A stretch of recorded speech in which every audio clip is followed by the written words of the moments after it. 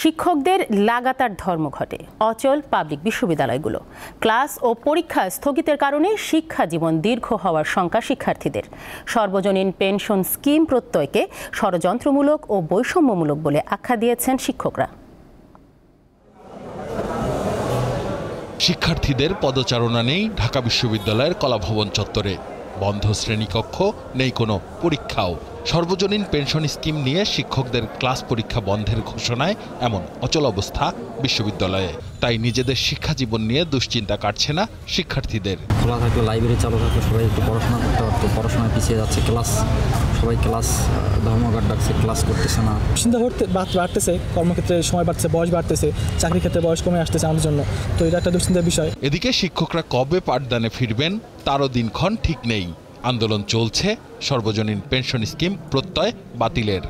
আমাদের এই বিষয়ের সিদ্ধান্ত নেন। আমরা ক্লাসরুমে ফিরে যেতে চাই, আমরা গবেষণা করতে চাই, ট্রেনিং দিতে চাই এবং খাতা দেখতে চাই। সেইখানে আমাদের ফিরে নিয়ে যান। আমরা আমাদের সময় এভাবে নষ্ট করতে চাই না। এই স্মার্ট জাতি গঠন করার জন্য আমরা অবশ্যই অবিলম্বে পারলে আমরা আগামীকাল ক্লাসরুমে ফিরতে চাই। এক সপ্তাহের বেশি সময় ধরে টানা কর্মসূচিতে আছে সব পাবলিক বিশ্ববিদ্যালয়। এই পেনশন স্কিমকে ষড়যন্ত্রমূলক ও বৈষম্যমূলক বলে আখ্যা দিয়েছেন শিক্ষকরা। মাননীয় প্রধানমন্ত্রী দিন বদলের পালায় আপনি বলেছিলেন 2015 সালে সুপার গ্রেডে আপনি আমাদের অন্তর্ভুক্তি করবেন, সেটি অদ্যাবধি হয়নি।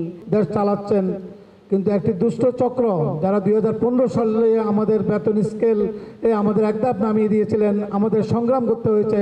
সেই দুষ্ট চক্রটি আমাদের যে প্রত্যয় স্কিমে আমাদেরকে অন্তর্ভুক্ত করেছেন। এখানে কেউ সরকারি দালালি করে না, কেউ বিরোধী দল দালালি করে না। দল মত নির্বিশেষে আমাদের জাতির শিক্ষার জন্য, শিক্ষার মানের জন্য, ভবিষ্যৎ প্রজন্মের জন্য ফাইট করছি। এখান থেকে আমরা বিচ্যুত হব না। তিনটি দাবি না মানা পর্যন্ত আমরা আন্দোলনে আছি, থাকবো এবং দাবি আদায় করে থাকবো। সরকারের অর্থ বিভাগ থেকে প্রত্যয় পেনশন স্কিম ঘোষণার পরই প্রতিবাদ জানান শিক্ষকরা। শিক্ষকদের জন্য মানহানিকর কোনো সিদ্ধান্ত মেনে নেওয়া হবে না বলে ঘোষণা দেন তারা। আসিফ জামান, দীপ্ত সংবাদ, ঢাকা।